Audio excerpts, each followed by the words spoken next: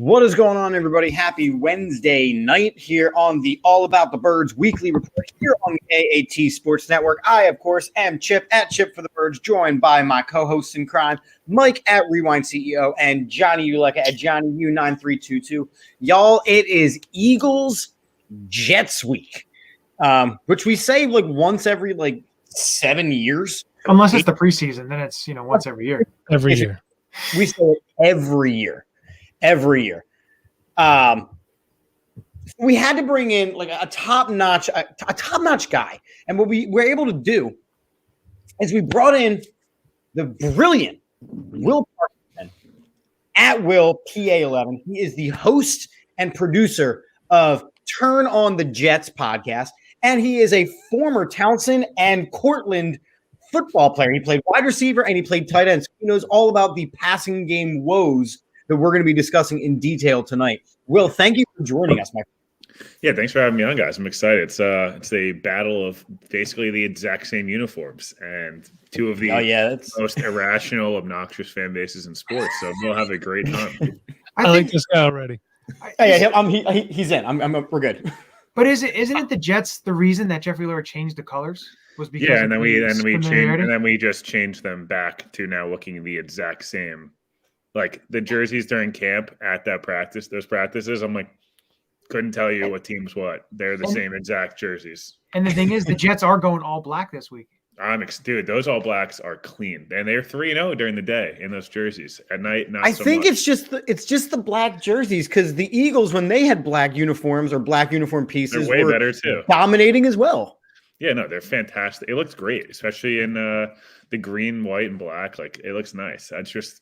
The Jets white and green jerseys used to look a lot cooler. For those who will be going to the game that are watching this, you will see a lot of retro, like early 2000s Jets stuff where the Jets were good, and also the white jerseys are the cleanest ones. 28s. You'll see a million Curtis Martins, a million Darrelle Revis, a million Wayne Corbett jerseys that'll be floating around MetLife. Some Mark Sanchez's. There's a lot more. The quarterback jerseys are tough. There's a lot of them have been bought and a lot have been burned. So it sounds like the Eagles and Jets fan base. We got a lot of parallels here. We're both obnoxious, miserable people. We wear throwback jerseys. I got an Eagles starter jacket downstairs from like 1994, something like that. So. Which uniforms do you like better? Do you like the early 2000s, like what Brett Favre would have worn, or do you like the early 90s? I know it's a little bit different than what they're wearing now. Like the color's a little darker now. Like what's your favorite? I know this is weird to talk about, but as Eagles fans, we all love Kelly Green.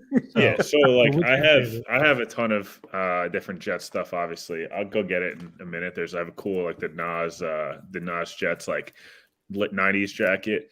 That color green was sweet, but I have like a special, I'm 27. So like growing up, I have a special kind of feeling for those. Like, I think they wore them 98 to like 2000, till 2019, but it was mostly like 98 to 2010 before they got before Nike took over and kind of ruined all the jerseys. All of them. Those ones really stand out. And the Jets and Eagles fan base are very similar. People that, most of them grew up, it's a pretty close fan base in a sense. A lot of people from South Jersey kind of split. Obviously there's a lot of Giants fans mixed in, but the same kind of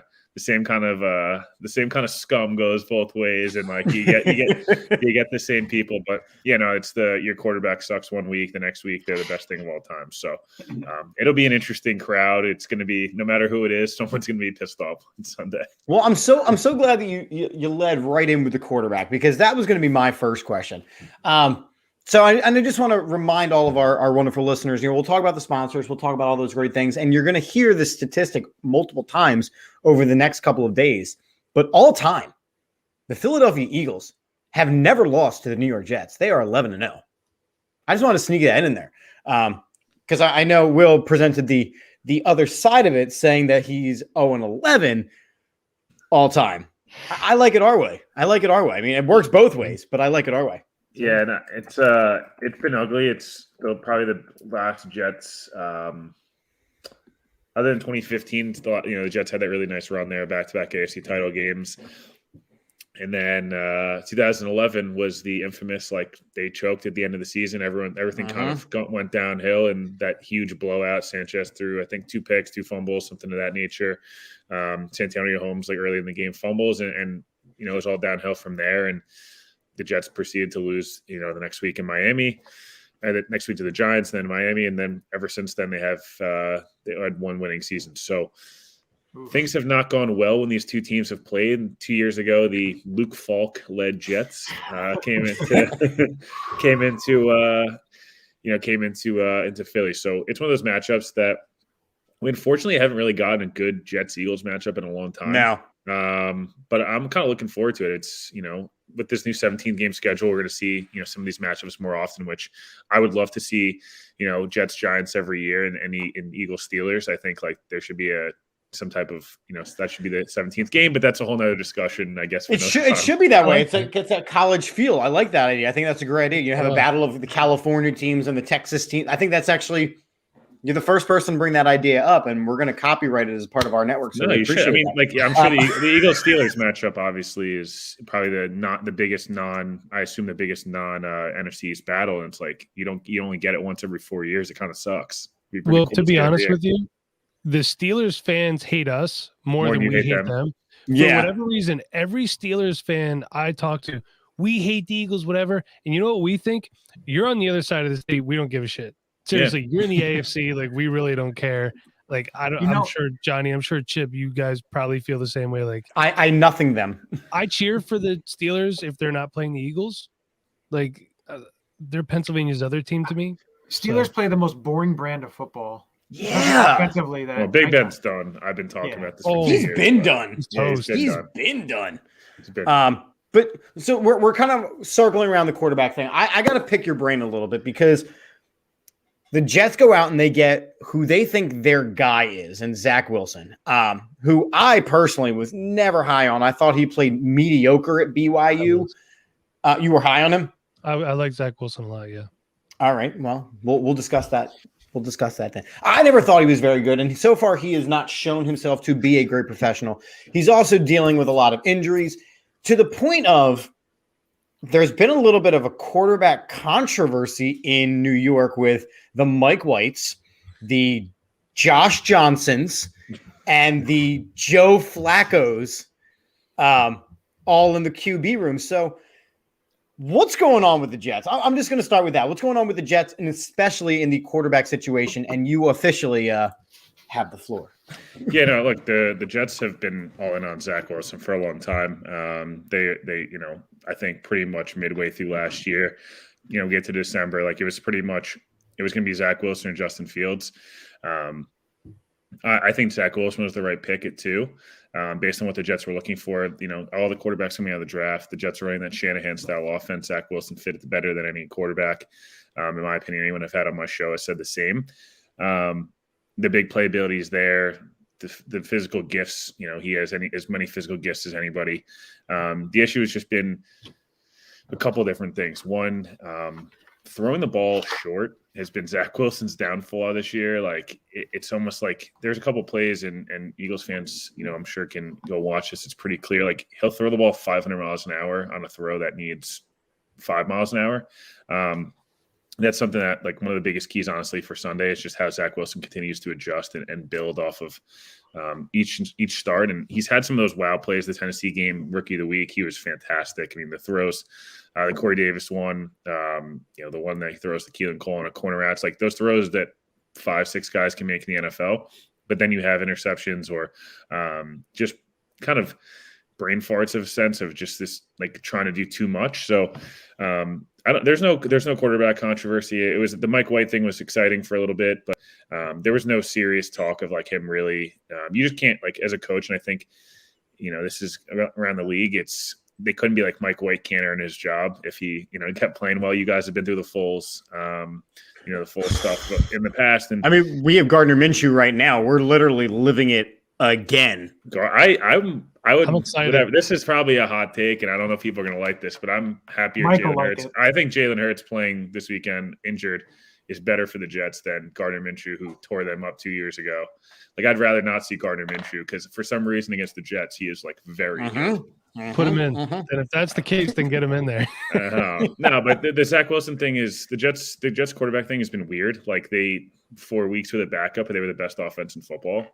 It just doesn't make any sense. Like the Jets were literally a top 8 passing offense, and they haven't been the top 25 in a decade, other than 1 year. So again, like I'm high on Zach Wilson still. I think that you see the physical traits, there's throws he makes on a game by game basis that are impressive, and you're like, wow, I'm not sure I've seen somebody do this. And the mental maturity is there. I know there's a lot of the fan base that didn't want him because his parents, who they vote for, their vaccination status, or what. It's a lot of weird. There's a lot of weird stuff on Jets Twitter right now of like, oh, I don't want this guy. He's a punchable face, or like he voted. He for does Trump. have a punchable face. He does have a punchable face. He's very handsome 22-year-old kid.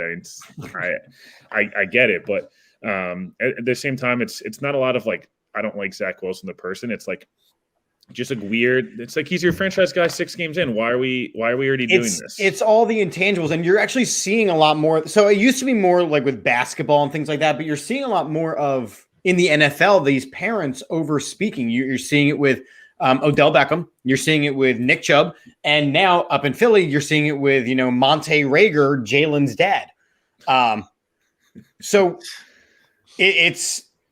I can understand the Jets fan base kind of taking offense to all these things that have nothing to do with the football field because they are distractions or the voice coming in. But I don't think it decides whether or not you're a good NFL quarterback. I agree with your point there. No, I just think, look, at the end of the day, like I've spoken with people, everyone's communicated with Zach's mom. Like I don't think it's meant in a bad way. I just think she's somebody that has had a platform, and I think she enjoys her platform. And maybe too much at times, but Zach Wilson's literally offered to pay her to go away. Like and it's like, and that's the thing to me that shows some maturity is he's like, I don't want any distractions. I know how this stuff looks. And I think that almost gave me more confidence in him of understanding the New York market, understanding, playing quarterback in the NFL. My uncle founded JetBlue, and like, I came from some money, but like he doesn't, whenever you talk to him, you hear any quote from Zach Wilson, it's like there's nothing that's said that's not. You're like, all right, I get, like I respect it.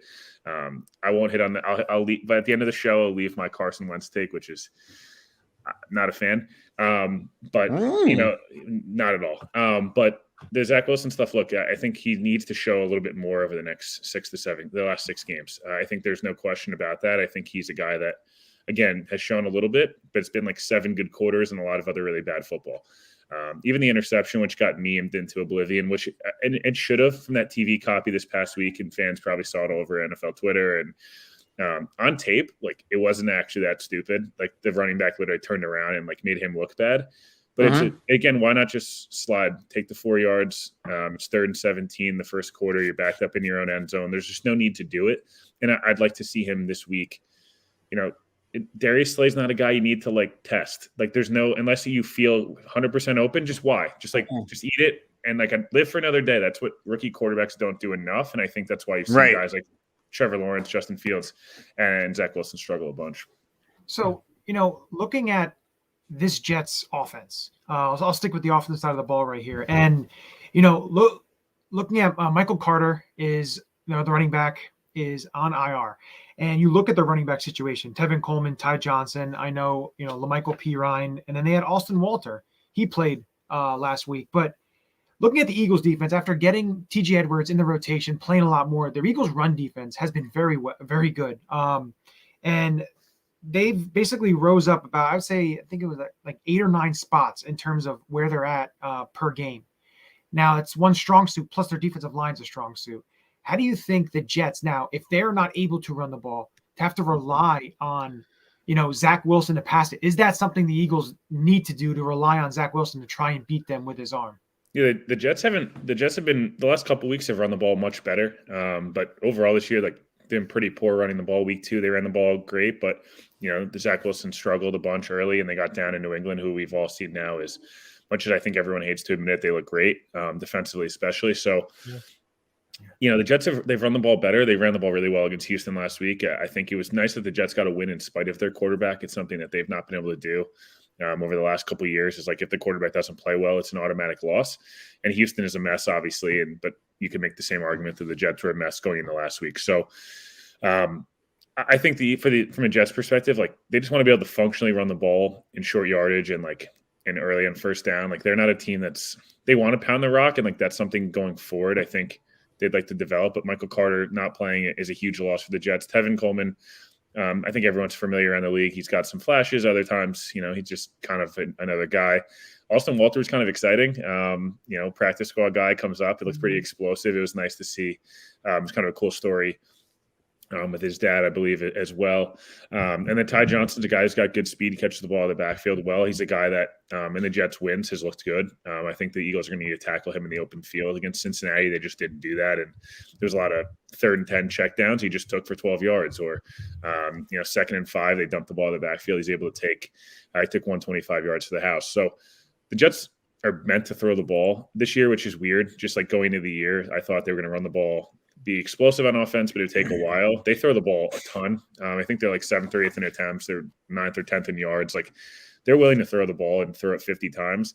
Do I think that's what the Jets want? No, I think the Jets want to be a much more balanced team. But if the Eagles are going to force them to throw and play a bunch of soft zone and just say take the underneath stuff, like the Jets are going to have to prove they could do that with Zach Wilson under center, because they did that against Cincy, who played soft zone and very similar defense. They did that against Tennessee, similar thing, and they did it last week. It's just Zach Wilson needs to take that 6 to 12 yard throw and make it a consistent part of his game, because if he doesn't, then this could get ugly. If he does, I think the Jets have a chance to win that football game if he's able to convert. Very, very basic stuff, but I think you guys have seen with Jalen Hurts as well. It's like sometimes the easy stuff is not so easy, and it makes it frustrating in the passing game. Yeah. Well, I agree. And I see a lot of parallels there. I'm sure we're going to talk about this more in depth, but we saw Devontae Smith heated at the end of the game last week in MetLife. He was open on the last drive and Jalen Hurts didn't see it. So what we're seeing here is we're seeing 2 young quarterbacks that just aren't really seeing the whole football field yet. I have a question for you. So I know we just met tonight. I actually do scouting for Dynasty Fantasy Football. That's where my handle comes from. I was a huge Michael Pirine fan. Why can't this guy get on the field? It kills me. Is he just that bad? Because he looked great coming out of Florida. I had to ask the Jets guy about that. Yeah, so he's a guy, and he's not a popular player on Jets Twitter. Okay. He's just see, this is stuff I don't know. Yeah, so like during camp he ran the ball well. He's a tough runner. He's physical. His ceiling coming out of the draft, it kind of was more of like that 3rd down back special teams guy, and if he got some carries, but he's kind of been banged up with ankle injuries, and he just has really earned this coaching staff's trust. They feel like he's not an ideal scheme fit based on this outside zone scheme. It's Ty Johnson's like a perfect scheme fit. Might not be as well-rounded, but he's a better scheme fit in terms of some of the stuff he does. Tevin Coleman's a veteran, and then Michael Carter's looked good, so he kind of just gets pushed down the pecking order. If there's a time for him to play, it's this week and a couple weeks going forward with Michael Carter out. But I don't know, he can't seem to like get it going. Last year he was okay. I thought he'd get some more touches this year, and I thought his camp, he had a good camp, and then he got COVID and got hurt at the end of camp, and just kind of he lost his spot, and he hasn't been able to gain it back. Maybe we could see. I like how you asked like the fantasy question. Well, no, it's just I was such a big Michael Pirine fan. I was quite obnoxious about it. I was actually the same way. I was actually waiting for that question, honestly. When I was the same thing with Kylan Hill this past year. I just seem to like crappy running backs that get drafted. So Michael Carter in a dynasty league is going to be a hell of a football player. I will tell you I like that. Michael Carter too, and I'm actually I'm kind of bummed that he's not playing this week because I don't watch a lot of Jets games. So I was looking ahead at the schedule. I'm like, I like Michael Carter a lot. I get to see him play, so it's kind of cool. Like when you get, I just love scouting players too, even when it's not for fantasy. So I love seeing these guys play. Yes, Mike. John. The other cool thing though is on the depth chart of the Jets, their 3rd string tight end is Kenny Yeboah. I do like Kenny Yeboah too. Jets fans love Kenny Yeboah. He's from my rival high school. Interesting. We didn't go to the same high school. Of course, I'm a lot older, but yeah. He's cool. Local guy. You were talking about how you would prefer to see Jalen Hurts play injured than see Gardner Minshew. So I brought up the practice list here. Jalen Hurts was a limited participant in Wednesday's practice. So I don't know how we're feeling about that right But now. if you asked him, he said he's playing. Like, let's not blow this out. Jalen Hurts is not going to play, especially after the game that he just had. He's not sitting this out, especially with the bye week coming up next. He's not even giving a window of opportunity because he's a baller, he's a gamer, and it is not the Wentz situation from years past. The only thing I will say is, like, talking to Saleh today, he's not quite buying what the Eagles are selling in terms of Jalen Hurts actually playing. I think there's a lot of people that I've spoken with this week that are like, they could also take the other approach and be like, we give him 2 weeks here. And if they feel like they could get a victory over the Jets, like they put themselves, I think, at 6-7, they get Hurts 2 weeks to get fully healthy. Now, you also don't want to debt yourself in a position where, like, you rest your quarterback and then you end up Gardner Minshew, hasn't played all year, doesn't look good, and then you lose a game and kind of knock yourself out of the playoffs. It's like that's the dicey situation with this quarterback situation where, yeah, the Eagles are a touchdown favorite, but the Bengals and the Titans were almost 2 touchdown favorites going to MetLife and lost, and the Bengals probably cost themselves the 1 seed. And in the Titans' perspective, they can't seem to beat the shittiest teams in the NFL. So I just think it's. I mean, you guys can tell me if I'm wrong, but I think it's one of the situations where, like, it might work out fine, but if you rest Jalen Hurts to get him an extra week and you lose, like, you kind of toss the season on a game that, like, should have been a sure thing that could have then become not. But again, could they be throwing it this way, is not saying, oh, he's not playing, he's not practicing, limited practice to get the Jets to, because the game plans for Gardner Minshew and then Jalen Hurts is 2 totally different type of game plans that you're going to have to put together. So to say, hey, it's Jalen Hurts is playing and you're putting together a certain game plan with, the option, their RPOs and everything they'd like to do and what they want to do with the quarterback having the ball to be able to pull it and run, or do you go Gardner Minshew, who, he can scramble here and there, but he can beat you with his arm. That's what he's. Nah, his sleeves weigh him down. Yeah, well, he can wing it. He can wing it. He is like I texted Mike today with a comp. I said I have the perfect comp for Gardner Minshew. I knew it just came to my head. He's Jeff Garcia.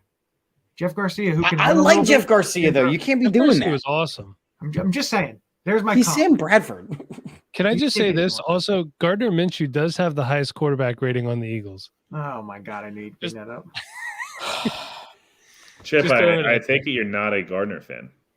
No, it's not that I'm a massive Gardner fan. It's not that I am not a Gardner Minshew fan or against him. I think that he was overhyped in Jacksonville, and he has kind of parlayed that into a contract here, where now it's the same issue that the Eagles have been having, which is there is too big of a name as the backup. Now, it doesn't affect Jalen Hurts, but it affects the fan base. It affects the fan base. The only thing is, and I know Mike and I went back and forth with Gardner a couple of weeks ago, it may have been, the amount of points Jaguars gave up, 30-point games they gave up when he was a starting quarterback, it was so much. I think they averaged almost 30 points a game last year, or the last year he started, when he started for that them. Defense was historically bad. So there's that. But one question I want to give you, talking about the defensive side of the ball with the Jets, and how do they have to, if Jalen Hurts is playing, their run defense isn't the greatest. I know last couple of weeks it's been, but I know they struggled big time against the Colts. But Jonathan Taylor, everyone seems to struggle against him. He's a heck of a running back. But how do the Jets have to handle this Eagles running attack if Jalen Hurts is the quarterback, and to be able to do, because they're pretty multidimensional. If you take a look at who runs the ball, and Jordan Howard, if he's playing, Miles Sanders, Boston Scott, and then Jalen Hurts taking it, plus the offensive line, how can the Jets, how can they stifle them? How can they do that? Yeah, so I guess there's a couple different factors, right? Like the Eagles run a ton of their running stuff out of 11 personnel, so it's something that they try to get teams. They try to get their big bodies on a team's smaller bodies, right? The Jason Kelce's and Lane Johnsons of the world, get them out. Jordan Mailata out on the edge and rough up some smaller packages. The Jets, they've been much better against the run the last few weeks. The Colts game was tough. Jared Davis, who won't start, thankfully, for the Jets, probably one of the worst free agent signings of the year. He's a really good dude, but it's ugly, man. Like it's really bad. If you watch that Colts film, like it's one of the, whatever. I don't want to get down that whole loophole, but Quincy Williams, who was a guy that I crushed a lot, on my show, and I didn't like the waiver claim. I thought it was a waste. I thought the Jets were the second overall claim. You could claim as many guys, and Quincy Williams, really, wow, like it's Quinn's brother and whatever, and he's been fantastic, man. Like, this dude hits. Like, you will see Sunday. Like, I don't know how many times it'll happen. There'll be 2 or 3 hits, and you're like, are they all dead? Like, is everyone on the field dead? Like, it's like he gets up, and I'm like, I don't know if he's okay. I don't know if the other team's okay, but him and CJ Mosley are the key, right? Like, CJ Mosley is a fantastic football player. Had a dip in his form a little bit. Probably weeks 7 through 10. He's a guy who didn't play for 2 years due to injury and COVID. Comes back, he's an all-pro player weeks 1 through 5. I'm like, wow, the Jets got CJ Mosley back, and then kind of just his legs went a little bit. He looked a little bit like it's just a step slow. And I think, they gave him 3 or 4 days off last week. He came back and was fantastic against Houston. This defensive line's really good, but they've not if this game was in Philly, I would say I would be picking the Eagles without even questioning, just because the Jets D line, other than last week, has not traveled at all.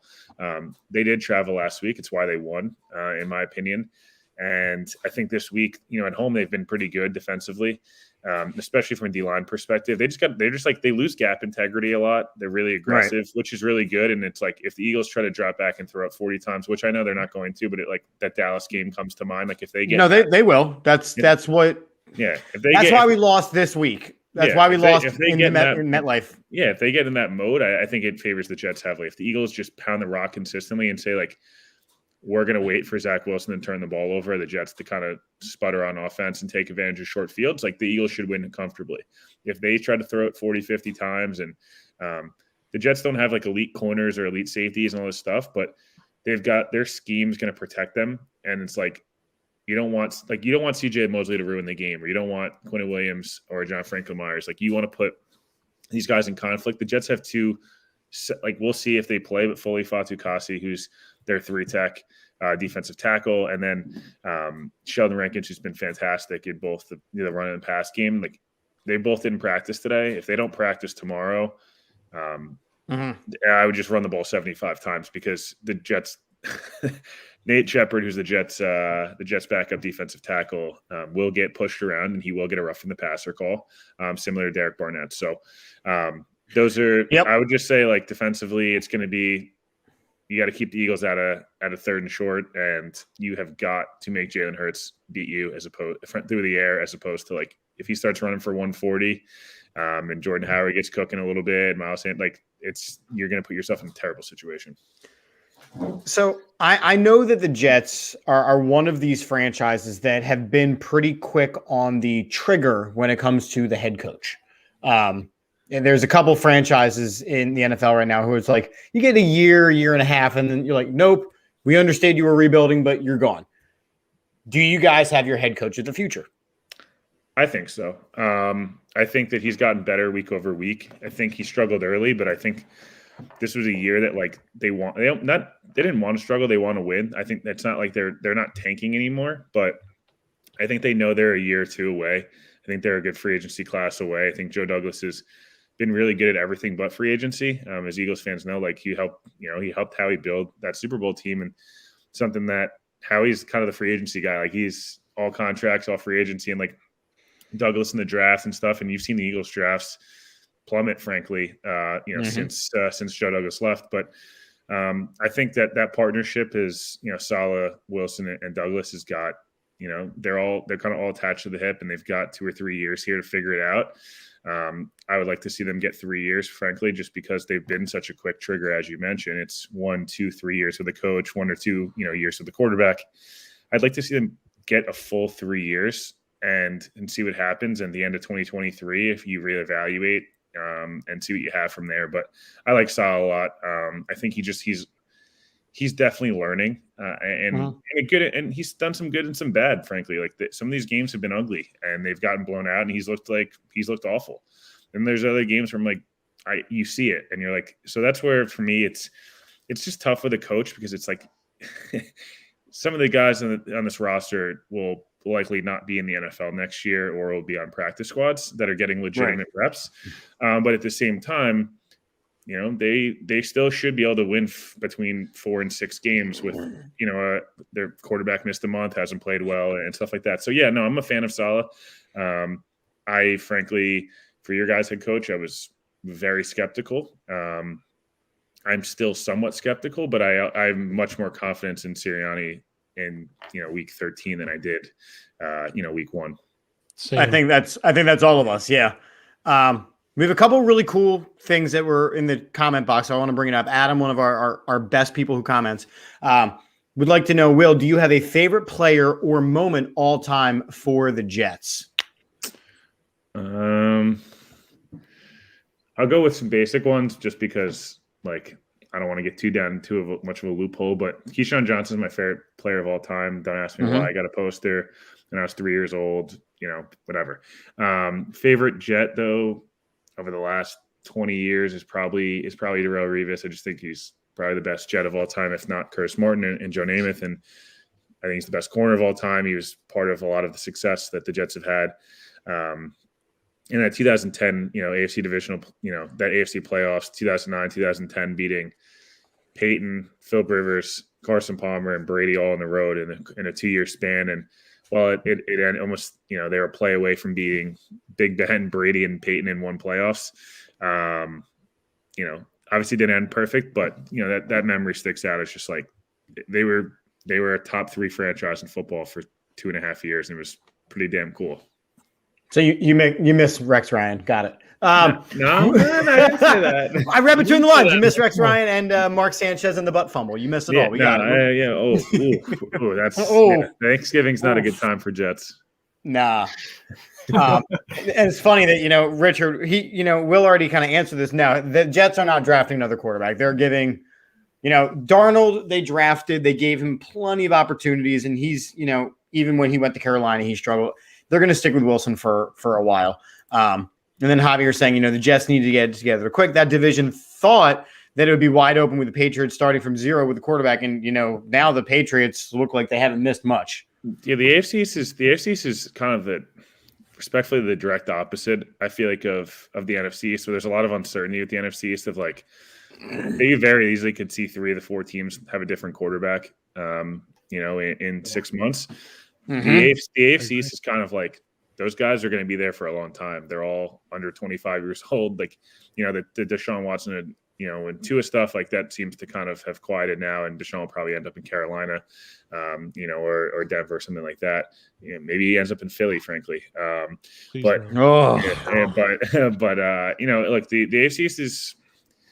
I don't want to go too far on the Patriots stuff because I think they've maximized having a quarterback on a rookie contract. They've spent a ton of money. And while they are a good football team and they're really good defensively, their defense is old. They're probably going to lose J.C. Jackson in free agency. They already lost Stephon Gilmore.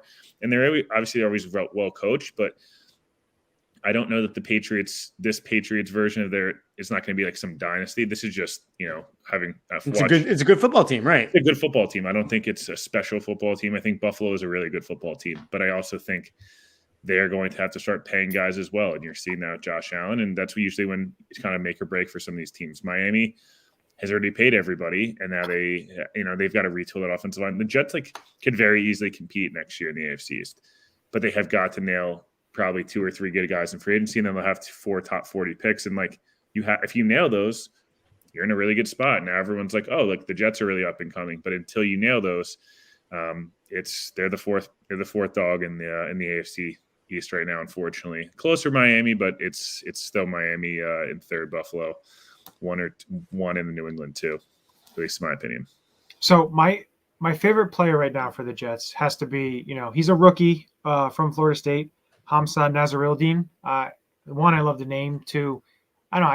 I just liked him at Florida State. I know he's not, a lot of people thought he'd be a little bit better coming out of Florida State, but again, Florida State as a whole program really isn't very good. So how can that be your favorite player when they got a guy named Rashad Wildgoose? No, come on. Hamza Nasirildeen, come on. I was gonna say you gotta watch some Elijah Moore, man. That's a guy that I'm really. I mean, not from a Jets perspective, but I just would like to see him and Darius Slay kind of just. I just like to see 85 plays of just them kind of trying to get the best of each other. And you look at a guy like Xavier Howard, and he was like, Elijah's the truth, man. Like, he cooked me. And Xavier Howard's in my opinion, a top 3 corner in football. I think Darius Slay's in that top 5. So the Jets have seen some really good corners this year. I'm excited to see how they match up with Darius Slay. What they do. The Eagles, I know, play a lot more, soft zone than they had played a lot of press man the last couple of years with Jim Schwartz and things. And now they're starting to blitz a little bit more, which is good. But I would like to see, I think people would like to see Elijah more. I think he's a guy that it's a player the Jets have just not had in a long time. And frankly, is a pretty special athlete to watch in person or on TV. I love this question by Javier. So where should the Jets concentrate? Free agency or the draft, or both, offense or defense, for them to be competitive? And like you're saying, in the AFC East next year, what do they got to do? Yeah, so they have to address center, right guard, tight end. They probably have to add another receiver. And defensively, they probably have to add one more off-ball linebacker. I'd like to see them add a veteran corner and a veteran safety. I don't think they need to get any younger. They have the youngest group at corner and safety in the league. I'd like to see them maybe add 1 or 2 veterans at corner and safety. They probably could draft an off-ball linebacker. They don't need an edge rusher, but like if they end up, around the Kevin Thibodeau and Aiden Hutchinson range, like they will take them. That's what Saleh did, and Kyle Shanahan built in San Francisco with with Nick Bosa and DeForest Buckner and Eric Armstead and all these guys. Offensively, I expect them to address mostly through the draft, similar to what they did this year. But they'll probably go after some of these other guys, center and right guard, the Ryan Jensens of the world, or Brand Sheriffs, if they hit the free agent market, and try to pay some of those guys. But in the draft, I think like they've got 4 top 40 picks right now. They've got 4 or 5, and then they'd have 33 and 40. Like, you should be able to get 4 starters out of that. And the Eagles are like 9, 10, and like 11 or whatever. And the Giants have like 7 and 8. So it's the both teams are going to be able to build through the draft, but I think the Jets need to add some veteran talent. I think that's like they've done a good job of drafting over the last 2 years, specifically that 2021 class. Hamza Nasruddin is a guy that I still think I have high hopes for. He's transitioned to linebacker, and he got hurt and all these different things. Like they've got 6 or 7 guys starting right now from last year's draft class that are all contributing in a positive light.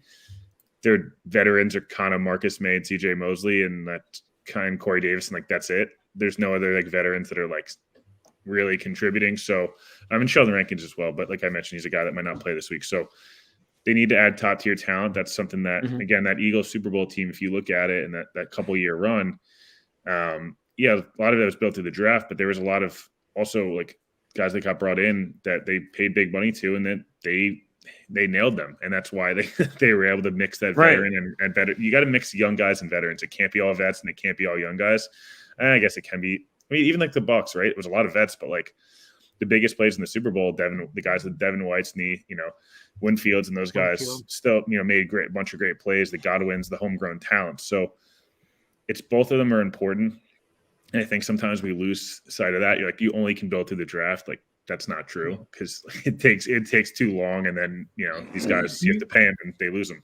Well, you can build through the draft. You can build through the draft, but you have to be able to supplement through free agency. Yeah, it should be your foundation, in my opinion, at least. But I think you guys probably agree. Like your foundation of your roster needs to be built homegrown talent through the draft, waiver claims, undrafted free agents, and then supplement it with trades and veterans that could come in and take you over the top. That's how you.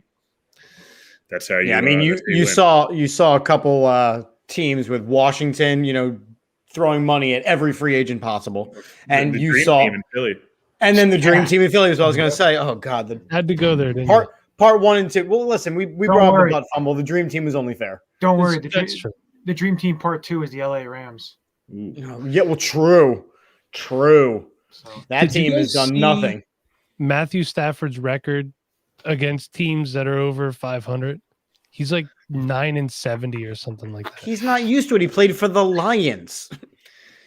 Matt Stafford's weird because like I'm a huge Stafford guy, but like it's right now like you just can't keep making these killer turnovers where they're facing teams that are more physical than them week after week, and I have a hard time believing. I don't know if it's from a scheme perspective, Brandon Staley's an offensive defensive coordinator. I mean, he was an awesome defensive coordinator with the Rams last year, but they paid Leonard Floyd. They didn't pay John Johnson, and John Johnson's awesome, and Leonard Floyd has not been. So they've made some interesting decisions. Like they've got 3 Hall of Fame level players or future Hall of Fame level guys on one defense, which is rare. And they're like the best, like arguably some of the best ever, not just like Hall of Fame level. But, teams are running the heck out of the ball on them. Like the Packers, every team, it's like they're just physical with them, and then you can't let Aaron Rodgers carve you up because it's going to happen every week, whether you're good or not. I think one player they're missing, and in a trade that they did, it's going to bite them, is trading Kenny Young to Denver. Kenny Young, and now Troy Reeder is playing that middle linebacker spot. Kenny Young is a physical player, and I feel like that's a big loss for them. And this is something to watch, going forward, coming into the stretch run of the season and into the playoffs. Yeah, no, I agree. I think the Packers. I picked Packers, Bucks, and Chiefs. Chiefs Bills before the season. I thought I was kind of hoping for I want to see Rodgers Mahomes one time because we keep getting robbed of it, and then I wanted to see it in the Super Bowl. I think it should be like maybe one of those Super Bowls, very memorable, type of situation. In the beginning of the year, that pick looked horrible. I don't really see that there's 2 better teams, maybe New England, other than the Chiefs and the Chiefs and the Bills. And then, although the Bills obviously struggled last week, and then I don't know, is there any team in the NFC that I'm picking? I mean, as good as Arizona's been, and like I'm not trying to like they still couldn't beat the Packers in a short week with no Devontae Adams and all these different guys out with COVID in Arizona. Like until they prove they can prove they can win that big game, it's tough for me to pick anyone other than Green Bay and Tampa. Right. And it's the same way even with the Cowboys. The Cowboys are already beginning their December blues, and they started it back in November. So I mean, I'm here for it. There's no clear cut top Washington's class of the right NFC. Now. I don't know. Washington's catching fire right now. Why can't they win the NFC East? They can. They did it last year. I mean, it wouldn't surprise me. But it goes down to quarterback play. But they can because their schedule sets up for it. They play the Raiders, Cowboys, Eagles, Giants. That's the end of their schedule. Right. If they take care of their own business, they'll win the division. If they don't, they won't make the playoffs. I think it's pretty the Eagles. That's what I'm saying. The Eagles, this is a weird game for both the Jets and the Eagles because the Jets win. They're at 4-8. They've got 3 winnable games coming up. All of a sudden, your 2-year season changes. We finished with 6 or 7 wins. Wow. Okay. 5-6 win improvement. 1 year into a rookie quarterback, we missed a month. We're starting to feel really good about our future here. We got all these picks, all this money. Now you're oh, the Jets are they could be the sleeper team of 2022 and win 9-10 games. The Jets lose and they end up with 3 or 4 wins. It's all right, you improved, but not that much. Same thing with the Eagles. Then they go to 6-7. They've got business to take care of in the division. Okay, if not, now we're 5-8. Now we have to win out to make the playoffs, and it's you just put it's a pretty make or break game, I think, for the Eagles, but also for the Jets and the way the outlook of 2021 will be. So we got to get some things from you. So I'm going to ask you, obviously, for your prediction of some kind for the game. We want you like a lock, and then you mentioned a Carson Wentz hot take. So I would like those 3 items from you before we send you on your way. Carson Wentz is probably my least favorite player in the NFL. I don't think players enjoy Carson Wentz. I don't think the antics of the injuries, I can't have a backup quarterback because I don't want to compete with them. I don't like the religion stuff, bothers me a bit. I think it's thrown in everyone's face, and sometimes I don't know how genuine that can be. And lastly, the vaccine stuff and then getting hurt and then saying I'm trusting the doctors was a bit frustrating. I think he got 0 heat for that when Rodgers had some semblance more of a real excuse on what he, believed in and gave and took the heat for it. And he's going to win the MVP again, in my opinion. Wentz got no heat and kind of frustrating. So I'll let that one settle. But then prediction wise, I think the Eagles win.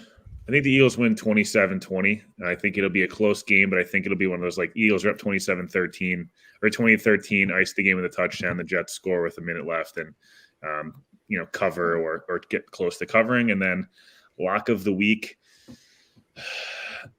I hate Bama, but Georgia seems to blow this game over and over again, and they're going to make the playoffs no matter what. So I'm going to go Bama lock of the week that they get in the playoffs somehow and try to go for another national title.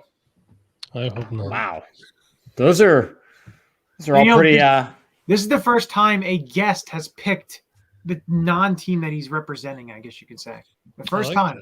That. Is it? Yep, took us 13 weeks, but it's the first time. I don't want to dig my own grave. I mean, you're out there. You appreciate what we're doing here. Thank you. We thank you. And Richard agrees that Georgia is going to pee the bed. Although the Falcons, since the Falcons thing, like the Braves overcame their woes. Maybe it's Georgia's year. The defense has been untouchable, but like we've seen Bama, as the underdog against Georgia twice in the last 4 years, and it's just it feels like it's the same story. If you convince me by the third, like I won't believe Georgia can beat Bama in this type of game until the game's over. And it's not because I don't think Georgia's good. It's just like we see the same game every time. It's like the Yankees couldn't lose to the Red Sox in the playoffs until they didn't, and now they cannot beat them in the playoffs, and it sucks. Yeah. Richard lives in the Atlanta metro, so he is aware of the curse of the Atlanta that the Braves finally may have solved, but we'll find out. 28-3 is numbers that will live in infamy. But Will, we want to thank you for coming on tonight. Is there anything you want to promote and talk about and share the kind of great things that you're doing over in Jersey Jets land? Yeah, no, I'm happy no one got pissed at my Carson Wentz take, or at least not publicly. No, we agree. Okay, good. He's not here anymore, so. Yeah, look, he almost won an MVP, won a Super Bowl. That's all that matters. But an extra first-round pick is not going to hurt anybody. TurnOnTheJets.com, weekly articles, weekly content, and then Turn on the Jets on Apple, Spotify, Google Play, anywhere you get your podcasts. Try to have as big a guest as humanly possible that I can conjure up on a weekly basis. Try to cover the Jets and the rest of the NFL as well. And then Twitter, Instagram, TikTok, any social media platform, Will, and then PA11. Try to give as much good content as possible, some film breakdowns, stats, the whole 9 yards, and then a lot of opinions as well. Awesome. Well, we appreciate you. We're going to keep it rolling over here. But, again, we thank you for your time. Again, this is Will Parkinson, host and producer of Turn on the Jets, and he is a former Towson wide receiver and Cortland tight end, number 81 in your playbook, but the number one Jets guy we've talked to this year. So there we go. No, I appreciate you guys. Appreciate you guys having me on anytime. And, hopefully we'll get an entertaining game on Sunday. Yeah, a good game. A good game is what we want. Just give me something entertaining. That's all I'm asking for. That's what we need. Exactly. All right. Appreciate you, Will. Guys. Take care. Bye. Thanks, Will. So we haven't really had a lot of time to talk about a lot of the things that happened. We did not do a post-game show after the debacle in New York, New Jersey. I'm worried. Only because is Jordan Howard really the key part of this team? I have to ask this because I was against Jordan Howard. Then they started utilizing him the right way. The game that Jordan Howard doesn't play, they abandon the run game. Is Jordan Howard the key to this team? I wouldn't say Miles Sanders also did re-aggravate his ankle injury, which I think had a lot to do with that. But even before, out of the first 16 plays, 14 of them were passes of the very first part of the game. Also, Chip, after Jalen Hurts hurt his ankle on a sack towards the end of the game. After that, he did not run the ball one more time after he aggravated his ankle. Mm-hmm. So it was Boston Scott, and then of course Boston Scott fumbled it, and then they got the ball back, and then of course they couldn't run it; they had to throw it to the end of the game to try and tie it up, or actually try to get the lead. But he didn't run it as well. I wouldn't say they abandoned the run because they did run the ball for over 200 yards.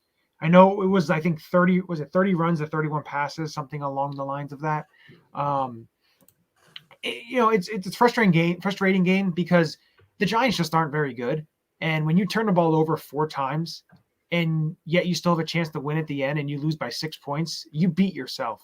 You gave the game away because you turned the ball over. And we've talked about that. We talked about Jalen Hurts. He doesn't turn the ball over, all that. Well, he turned the ball over. He turned the ball over, Yeah. and they turned the ball over 4 times, and they did not get 1 turnover. So you're a -4 turnover differential. You're gonna It was lose. bad. You're gonna lose 99% of the time. Right. And you can't look, the turnovers were bad. My issue with the turnovers, look, the Boston Scott fumble can't happen. We know that. It's a basic fumble. It cannot happen. Rare for him too. It's rare for him, but he also doesn't get a ton of opportunities, so he's got to make the most of them. The Jalen Hurts interceptions were underthrown, single reads into double coverage. Well, I'll tell you I feel this. like someone's been saying that all year. I don't. All I'm going to say is this. Watch 2 of them that I watched. The Tay Crowder one, if you look at the all 22, he shoves Boston Scott, picks it off. Definite pass interference, 100%. The other one, the Quez Watkins one, if you look at the all 20, you can't see it on the game footage because the way the angle is and the way they just basically they didn't even look, they even show you. They didn't show a replay at all. So you look at the all 22, and I forget who's the guy. Was it Love that intercepted it? I can't remember who the guy was, but he had his arm on Quez's more pass interference on his body, and he tugged him, and Quez stopped, and then that's where he got and he intercepted the ball. So right, but the single look, I mean, you saw a drastic regression in Jalen Hurts this past week. Listen, single look, the last play of the game, he looked at Devontae, looked away, looked at Rager, and threw the ball. So Devontae was open. He wasn't open twice. He was open on the slant. He was not open when he cut it upfield on the slant and go. The go part, the safety was drifting over top. So Jalen Hurts made the right read. And he threw a great ball. The 2 passes that he threw to Jalen Reagor were 2 of his best passes of his career. Jalen Reagor look, I'm not going to say that he has to go because you still need bodies to play wide receiver. But come this offseason, Jalen Reagor's got to go. We're all mad about Jalen Reagor, and we should be. I'm actually more pissed off at Nate Herbig. I was gonna say Nate Herbig. Yeah, those 2. Pulling touchdowns off the board. Yeah, one erased the big Jalen Hurts run, and one erased that Boston Scott touchdown. So we're talking about the one Jalen Reagor. What's that? He's going to be the starting guard this week, though. He has to be, unfortunately. Jack Driscoll. By the way, the reason that he's shut down for the season, Jack Driscoll, is apparently if you're put on IR twice in a year, the second one is season ending. That's a reasonable rule, though. I'm okay with that because it used to be you go on IR and you're done. Yeah, I'm glad about the flexibility. So the one Jalen Reagor should have been catch would have been like maybe at the 1 yard line if he had gotten tackled right there, but you're still in it. But I mean, the Nate Herbig holding took definite points off the board too. So that's frustrating to me, especially for a guy that I believe is thought upon fairly highly by the coaching staff. You know what I mean? So Johnny and I were talking about this. I don't know who they're going to call up or what. Oh, by the way, your boy Jack Anderson, the guy from he's Buffalo. on IR. Yeah, he's on IR. So yeah. Tragic, man. But I know you were a fan of his. Texas Tech. But no, it's just they did sign Luke Juriga to the practice squad, which I think he's going to be active as the backup center. They need a backup center because Herbig's going to play guard. So, the Kelsey knee thing is, it is something to keep an eye on. It's concerning. It is concerning, but he's one tough SOB. And the greatest thing that he said today, if you listen to his press conference, they talked about, they asked him about how, you're so tough, all that kind of stuff. And he said, in college and everything like that, growing up, getting in the NFL, I thought tough had to be some super big, huge, masculine type of person. But, being tough, and I learned about it, being tough is coming to work every day, working your ass off to just keep going and going and going and going and going and going through adversity, all that kind of stuff. That's tough. And he's 100% right. And it shows you in his play what he does. And he willed himself to get back on that field because he knew the team needed him. And right. He got so disgusted with what Herbig was doing. He's like, I gotta, come on. Well, Chip, counterpoint to you saying, does the team go as Jordan Howard goes? Essentially, does the team go as Jason Kelsey goes? Because we saw a massive drop off. If Jason Kelsey's on the field, those penalties, I'm saying there's a 95% chance that those penalties do not happen. Yeah, because I think that the run game goes as Kelsey goes. I don't think the team does because you still were a 4-win team last season, and Kelsey played almost every single snap. Yeah, he was the only one. Yeah, right. So I think the run game goes as Kelsey goes, because when Kelsey was off the field, they went, all right, well, we got to go back to passing. Yes, Javier, we know that J-Jaw made another good play. At this point, J-Jaw is a better wide receiver than Jalen Reagor, because Jalen Reagor on special teams is a liability. J-Jaw is not. And in the passing game, J-Jaw is not. But again, J-Jaw is not a good football player. I am not when he bulks up a little bit and wants to switch to tight end, that'll be great. But again, my biggest issue with this past week was the complete avoidance of your best players. Right? We've sat on this podcast and argued about Dallas Goedert's ability to help this team. Yeah. He was not given opportunities. Devontae Smith was not given opportunities. This team constantly gives the ball or tries to force the ball to players that are not the top tier offensive weapons that they have. And it is becoming problematic. The game plan that they brought into MetLife Stadium last week was flat out the wrong game plan. And I tweeted early on in the game, I said, the Eagles are trying to get cute again. And someone was like, what do you mean? I said, run pass option. He pulls the ball in, he rolls out a little bit towards, and then throws the ball to Quez Watkins behind the line, making it a run play. That's not a necessary play. That play doesn't get you anything. That play got you 3 yards.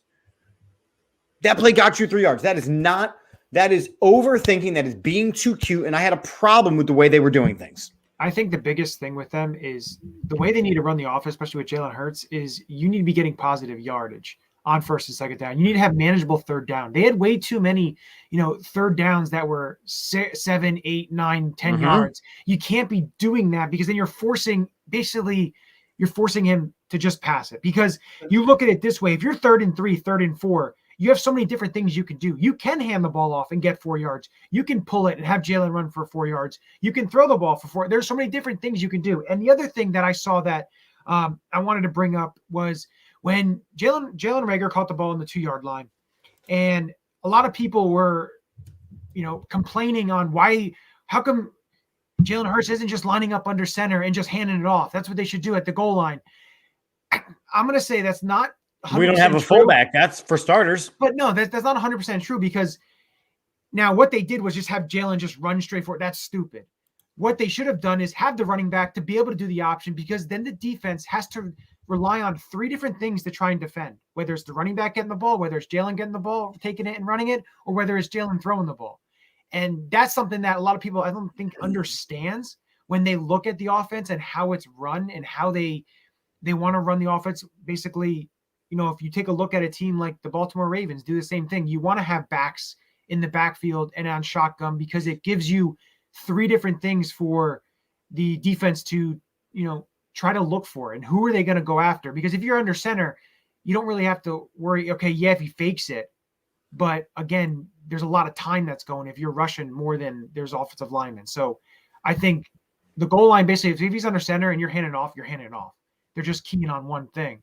Now, you still can score and you still can get yardage. That's not saying that you can't. But I think a lot of people don't understand when you're in shotgun like that with a running back, and when you have a dual threat quarterback, it makes the defense really defense has to pick who they're going to go after. And that's where you can try to beat them. At least he lined up under center and not the right guard. Well, Kirk Cousins. He got under the under the wrong man. We lost a game we should not have lost. The defense held them to 13 points, and we put up an absolute dud. We're now playing against Cannon. Yeah, I'm not. You can't. I mean, look, the defense wasn't terrific, but you hold a team to 13 points, you're supposed to win that game. So now we're playing the Jets. Defense was pretty good. Defense is pretty good. They're now 3rd in giving up passer. I think their completion percentage. I think they're third worst in the NFL, not worst. So they're slowly moving down. Moving on up. We'll take it. So how do we win the game this week? Besides the obvious answer of stick and commit to the run game and make sure Jordan Howard is taped up like the Michelin Man. I want to. I'm going to be honest. I'm not losing to the Jets on my birthday. So what do we need to do? I want to get as much pressure in Zach Wilson's face as possible. Force him into making rookie mistakes. Make the team one-dimensional and make them throw the ball, which it sounds like is what the Giants tried to do to us last week, but that's what I would do. So, that's the game plan I would take there. Also, the reason I want to see Minshew, everyone, is I do not hate Jalen Hurts. I just want to see what this offense would look like with a different quarterback in it. Just a traditional pocket passer. You know what I mean? I want to see. Don't let Jalen throw it in the middle of the field. Johnny, I wonder, does Jalen have issues seeing the whole field? I'm talking to Johnny Higgins, not Johnny Uleka. I mean, know. it's one of those things where, man, there are times where you just see guys flagging him down. It's like, and then he just rolls right and runs. It's like, what are you doing, man? But the thing is, did you watch Monday Night Football? You may not have because it is a little bit later for you, and like you maybe go to bed a little early. But yeah, I mean, I'm dying right now. It's 10:22. Watching that game, and the misses. Russell Wilson had guys running right open. He's trying to do the big play, and I feel like that's something that I feel definitely on Sunday that Jalen Hurts tried to do pick a Jalen. Yeah, right. He tried to go for the big play instead of actually taking what the defense was giving you. And I feel like that's something that he has to start doing. Yeah. And Joe Burrow said it in his press conference. Early in the season, he was trying to go too much for the big play, trying to force things instead of giving, taking what the defense was giving him. And that's something that Jalen Hurts needs to do. The defense is going to give you something underneath. Get 4, 5, 6 yards. Take it. Get the positive yardage. And just work your way down the field. And then you can use your legs and do a whole bunch of different type of, the way that you're multifaceted as a quarterback to be able to use that skill set. And that's something that hopefully, it happens. And my key for this week, it's, if Jalen's healthy, it's, pounding the ball, using the run game, and, being able to, like I said, what the defense is going to give you, take it and keep moving the ball, because the Jets defense, they give up 30 points a game. I understand they may be playing a little bit better, but again, they just beat the Houston Texans. So I'm not going to really say that basically the Houston Texans are world beaters, but basically what they give you, take it. I agree with this comment here. And Johnny Higgins, again, Atlanta game, he took everything that was given to him. It was the best game of his career so far, but he also had, months and months and months to plan. Now this whole week-to-week thing, you can see the struggle. I think, believe it or not, I think one of his next best games will be the one after the bye. I worry about the slog of the NFL season. But again, Nick Sirianni did not do anything to help Jalen Hurts out last week. Not a single damn thing. Yeah. So that's just my point. Like I even put out there, watching the way that the game was being called, I would have preferred to have seen Hurts pulled and Minshew put in on Sunday, simply because if it's a throwing game, Minshew gives you the better option. Now, with all that being said, he's still got this team within a chance to win on the final play of the game. You can't argue with that. But the defense kept him in that game. For sure. Absolutely. I agree with you 100%. And the other thing that was interesting, we'll talk about it more on Sunday, but the defensive back rotation, Steven Nelson, Avonte Maddox, Darius Slay, then it was Anthony Harris, Rodney McLeod, Marcus Epps. That's all the defensive backs that played. And Marcus Epps only played 14 snaps. There you go. So there's no Kayvon Wallace playing defense. So there's some interesting things in terms of the secondary that they're doing right now. They're just playing the guys there, and they're not rotating anyone in. No, except for Marcus Epps. Right. All right. So look, we're over at an hour at this point. We're not giving our picks right now because, again, we are live at the West End, and we will be live at the West End on Sunday at noon. I had some family stuff that came up. I mean, there was family comes first, so we did that. But we will be there on Sunday. I'm telling you that now. But we are going to do, I know, Johnny's very favorite segment. It's time for the Eureka Locks of the week. Who's your lock? Johnny, recap all the goodness. Last week's locks. Now I had to rewatch the episode because I happened to misplace the paper. But I did get them down. So Chip, you had Minnesota, San Francisco combining for 75 points. They did not. How many did they combine for? I don't know. I know it was like 26 to like 35 maybe or something like that. Right. Well, I thought it'd be a high scoring game and it wasn't. Yeah. So there you go. Well, that's kind of a high scoring game. It's not super high scoring, but I get you where you were going there. I had the Lions getting their first win on Thanksgiving to the Bears. The Bears tried to give them the game as much as they could, and the Lions just could not take it. So I was wrong on that one. Now Mike had Ohio State beating Michigan by 3 touchdowns. Guess who is wrong? Yeah, that was Listen. I almost feel like we have to start a worst lock Look, segment. Don't you understand? I win because either way, if Ohio State wins, my lock is right. But Ohio State lost. That means I am the real winner here because I hate Ohio State. I agree with you. I hate Ohio State too. So I'll take that loss. Right. Yeah, I think we might need to start a segment which is the worst lock of the week. Because like I just look, I said 75, they finished with 60. Like that's not terrible. Ohio State winning by 3 touchdowns when they got their pants kicked in. Hey, mine's not terrible either.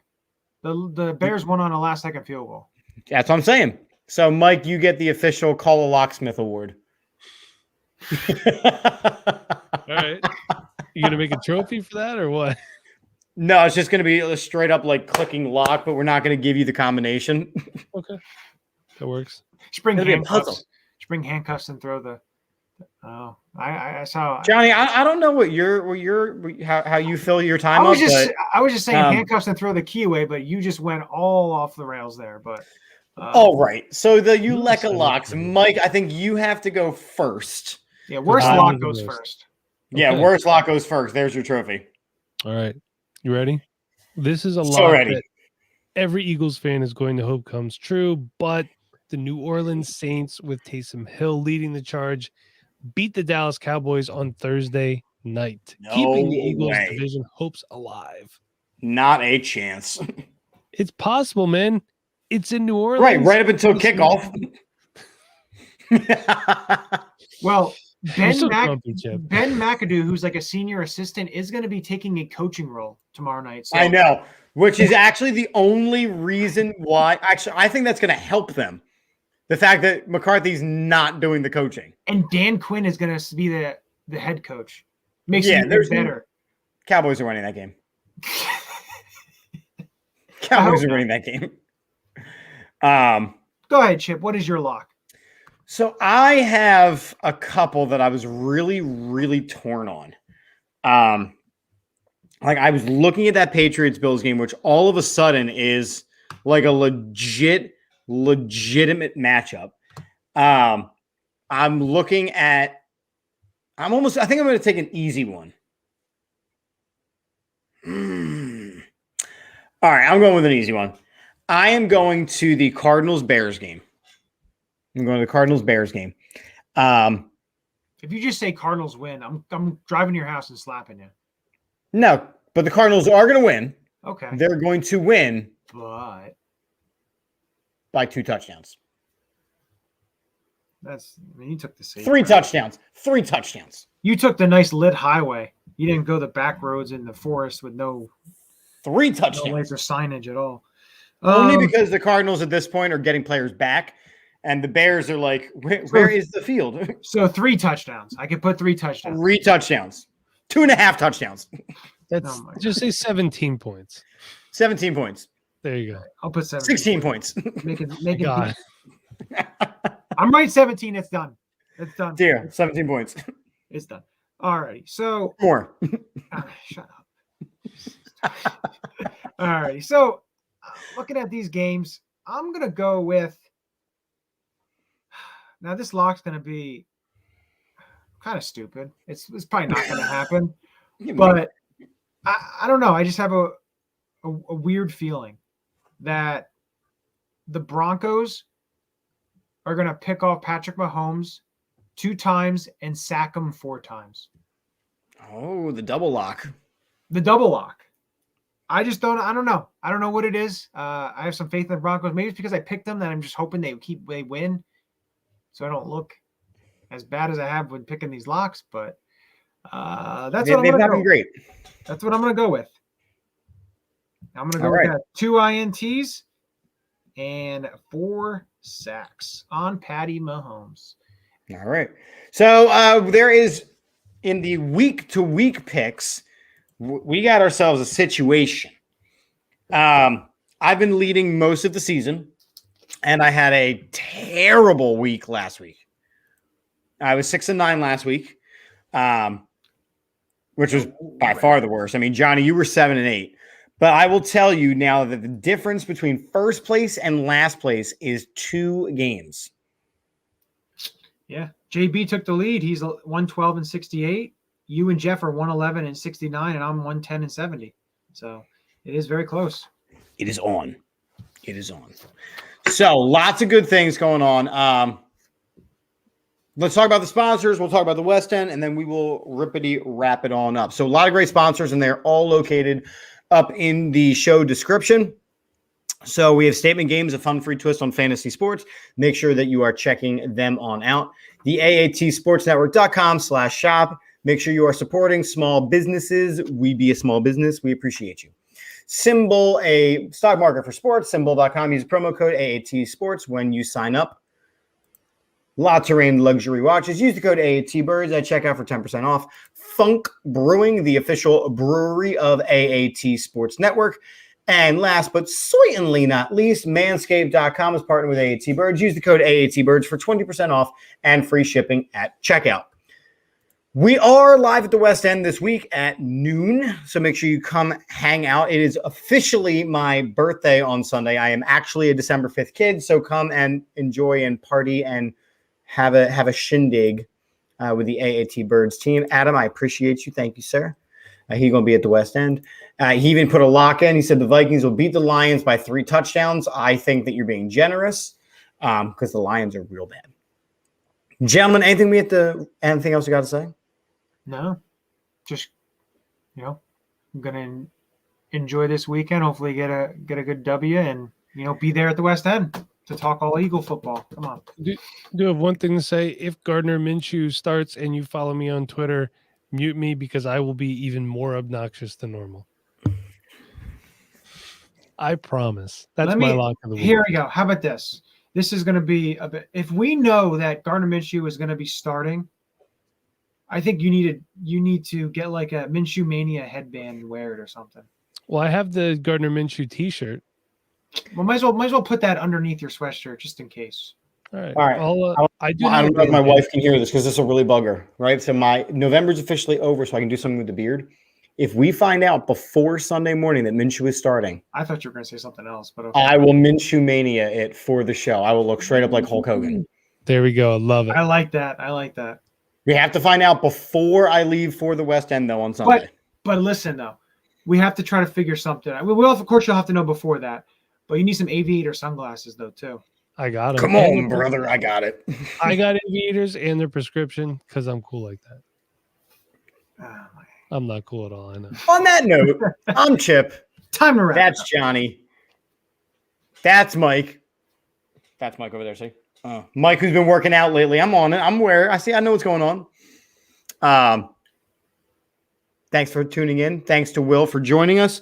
And I'm going to spare you with the Manscaped commercial because I can't listen to myself sing tonight. So go Birds, and we'll see you on Sunday. Go Peace Birds. out.